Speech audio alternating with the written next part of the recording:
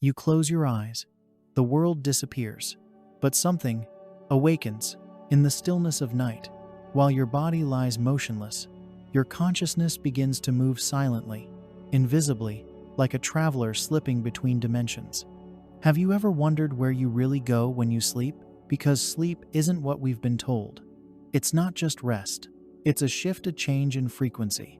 And when your frequency changes, your reality does too. For centuries, sleep has been treated like a biological necessity, something the body needs to recover.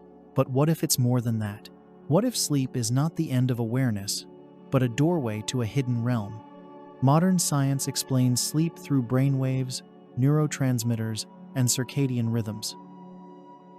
But science cannot explain why dreams feel real. It cannot explain how we wake up from some dreams feeling transformed, or why in our dreams we meet people we've never seen and sometimes glimpse places we've never been. To understand what's really happening, we need to explore what sleep does to our consciousness. Because contrary to what you've been told, your consciousness never turns off. It simply switches frequency and tunes into a new dimension. Most people think the brain rests during sleep, but EEG scans show something strange. In deep sleep, the brain slows down, but in REM sleep, the stage where we dream, brain activity increases dramatically. In fact, parts of your brain become more active than during your waking hours. Your visual cortex lights up, your emotional centers intensify, but your prefrontal cortex, the logical decision maker, calms down. That's why dreams feel so bizarre, yet emotionally real. It's not chaos. It's a different system running in the background. A system not focused on survival or control, but on exploration, healing, and transmission. Within your brain, a powerful compound is released every night. DMT, dimethyltryptamine. It's the same molecule found in ayahuasca, known for triggering life-changing visions. Scientists believe DMT is released in small amounts during REM sleep. This could explain why our dreams sometimes feel like altered realities filled with symbols, visions, and messages. People who've taken synthetic DMT often describe traveling to other dimensions, encountering beings, or receiving profound insights.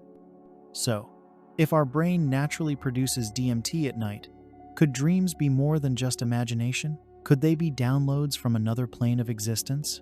Could sleep be nature's way of opening a portal to what lies beyond our current reality? Have you ever dreamed something only for it to happen days or weeks later? Precognitive dreams are more common than we think. From Abraham Lincoln dreaming of his own death, to ordinary people dreaming of phone calls, accidents, or reunions that later occurred exactly as they saw. If time in the dream state can be nonlinear, what does that mean for our perception of reality? Could it be that during sleep, our consciousness escapes linear time, accessing a field of information beyond the five senses? Maybe dreams aren't fantasies. Maybe they're echoes from the future. You wake up, but you can't move. Your body is frozen, your mind alert, and there's something in the room with you, watching.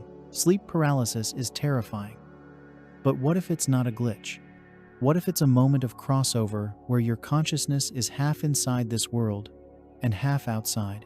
Across cultures, people describe the same shadowy presence during sleep paralysis. Different backgrounds, same experience.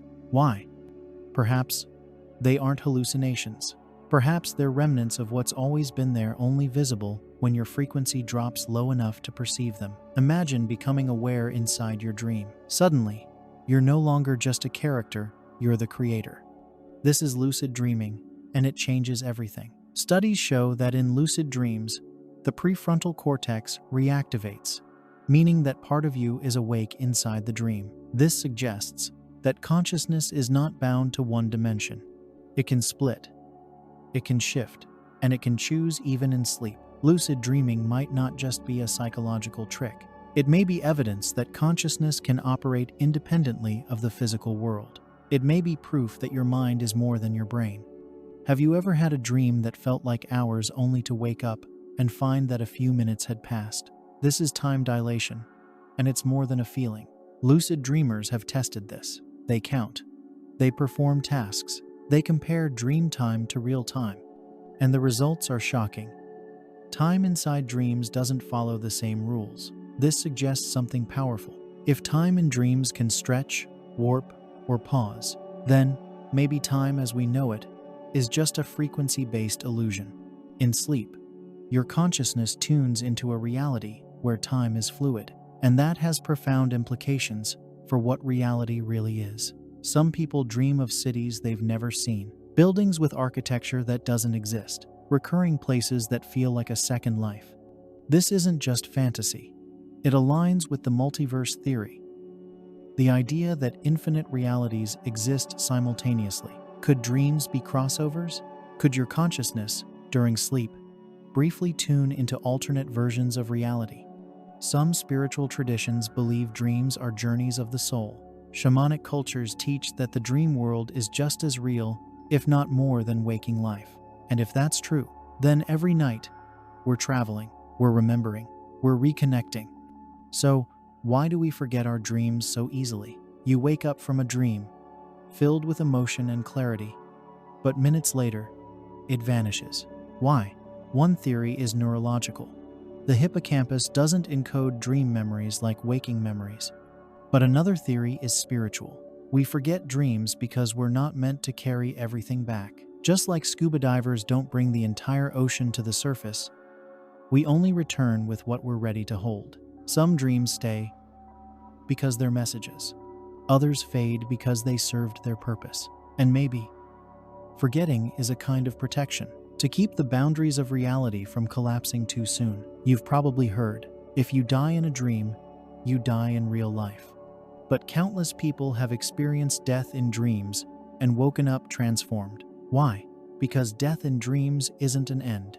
It's a symbolic transformation, the ego dissolving, an identity collapsing, a chapter closing. In both sleep and death, the same thing happens. Consciousness detaches from the physical. It floats, it observes, and it crosses. Dreams might be more than illusions. They might be training grounds for what comes after this life. Not to scare us, but to prepare us. What happens to your consciousness when you sleep? It doesn't disappear. It shifts. It realigns. It changes its frequency like a radio tuning into a different signal. And what it discovers there is far more than rest. It's memory. It's insight. It's energy. It's truth. Because sleep isn't just for the body. It's for the soul. It's the bridge between the seen and the unseen, the known and the forgotten, the waking and the infinite. If you felt this, if something deep inside you remembers that your dreams mean more than science can explain, then share this with someone who needs to awaken. And write in the comments, I travel while I sleep. Because once you understand what sleep truly is, you'll never close your eyes the same way again. Be open to receiving, and I hope to see you in my future.